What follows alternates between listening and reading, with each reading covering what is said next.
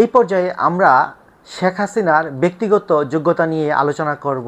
উইকিপিডিয়ার তথ্য মতে শেখ হাসিনা 1966 সালে ইডেন মহিলা কলেজে স্নাতক পর্যায়ে পড়ালেখা শুরু করেন। 1968 সালেই উনি ছাত্রী থাকা অবস্থায় নিউক্লিয়ার সায়েন্টিস্ট ওয়াজেদ মিয়াকে বিয়ে করে ফেলেন এবং তিনি বাংলায় তার গ্র্যাজুয়েশনটি সম্পন্ন করতে 1973 সাল পর্যন্ত সময় নেয়। অর্থাৎ 66 থেকে 73 সাল, অর্থাৎ 7 বছর সময় লাগে তার বাংলায় গ্র্যাজুয়েশন কমপ্লিট করার জন্য। তারপর তিনি তার স্বামীর সাথে দেশের বাইরে চলে যান। 1975 সালে তার পিতার মর্মান্তিক মৃত্যুর পর তিনি ভারতে রাজনৈতিক আশ্রয় নেন। প্রধানমন্ত্রী শেখ হাসিনার রাজনৈতিক ব্যাকগ্রাউন্ড যদি আমরা চেক করি তাহলে আমরা দেখব যে 1966-67 সালে তিনি ইডেন কলেজে পড়া অবস্থায় সেখানে ছাত্রলীগের সহসভাপতি ছিলেন। তারপর মাঝখানে তার বিশেষ কোনো রাজনৈতিক অবস্থান ছিল না।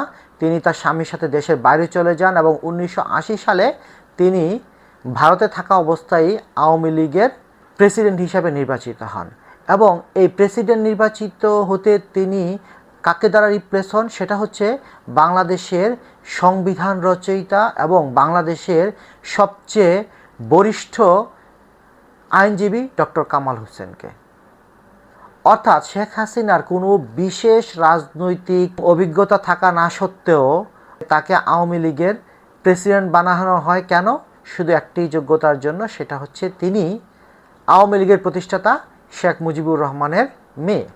এই প্রধানমন্ত্রী শেখ হাসিনা 1986 সালে স্বৈরাচার এরশাদ সরকারের বিরুদ্ধে যখন বিরোধী দলগুলো জোট করে নির্বাচনে না যাওয়ার অঙ্গীকার করেন, তিনি কথিত আছে কিছু টাকার বিনিময়ে সেই অঙ্গীকার খেলাপ করে স্বৈরাচারী এরশাদ সরকারের বিরুদ্ধে সেই নির্বাচনে অংশগ্রহণ করে এরশাদকে একটি লেজিটিমেসি পাইয়ে দেওয়ার ব্যবস্থা করে দেন, যার ফলশ্রুতিতে বাংলাদেশের ইতিহাসে প্রথম তত্ত্বাবধায়ক সরকারের অধীনে 1991 সালের নির্বাচনে তার এবং তার দলের ব্যাপক ভরাডুবি হয়।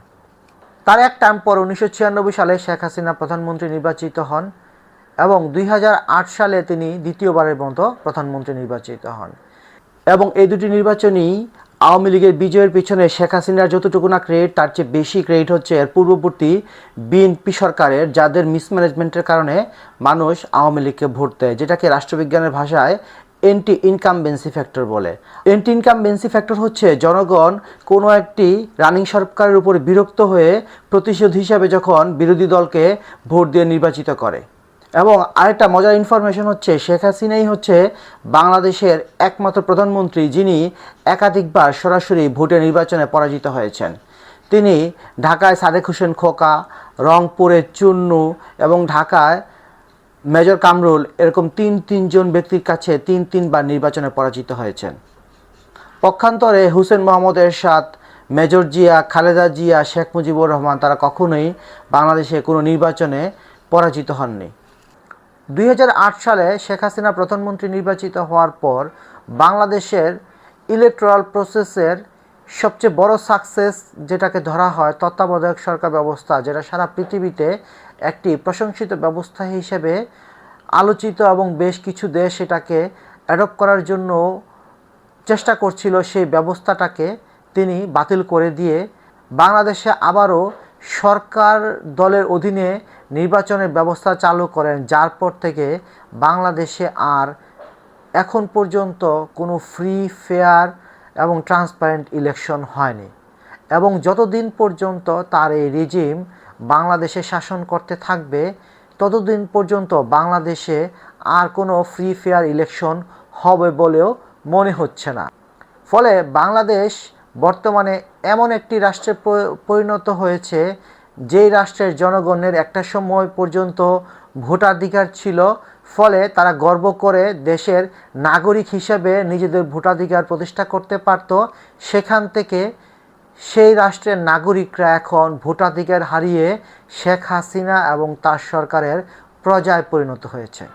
শেখ হাসিনার এই শাসনকে তুলনা করা যায় এমন একজন রোগীর সাথে যার গ্যাংগ্রিন হয়ে হাতে পায়ে পচন ধরে গেছে এবং নির্বাচন নামের অ্যান্টিবায়োটিকও এখন এই রোগীর সাথে আর কাজ করছে না।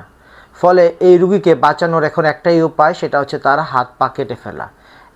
এখন যারা বলছেন শেখ হাসিনার বিকল্প কি, তাদের জন্য জবাব হচ্ছে যে পায়ের বিকল্প ক্রাচ আছে, কিন্তু যদি এই ইনফেকশন পুরো শরীরে ছড়িয়ে পড়ে তাহলে তো সেই ব্যক্তি মারাই যাবে, তখন তা পা অক্ষত রেখে কি হবে। একটা দেশের আইজিপি হাজার হাজার কোটি টাকা চুরি করার পর তাকে সেফলি দেশ ছেড়ে যেতে সহযোগিতা করা হয়েছে। একটা দেশের দুর্নীতি দমন কমিশনের সদস্যের হাজার হাজার কোটি টাকার দুর্নীতি পাওয়া গেছে এবং তাকেও দেশ ছেড়ে যেতে সুযোগ করে দেওয়া হয়েছে। গত 15 বছর ধরে একটা দেশের নিয়োগ পরীক্ষার প্রশ্নপত্র ফাঁস হয়ে যাচ্ছে, সেখানেও হাজার কোটি টাকার দুর্নীতি প্রকাশিত হয়েছে।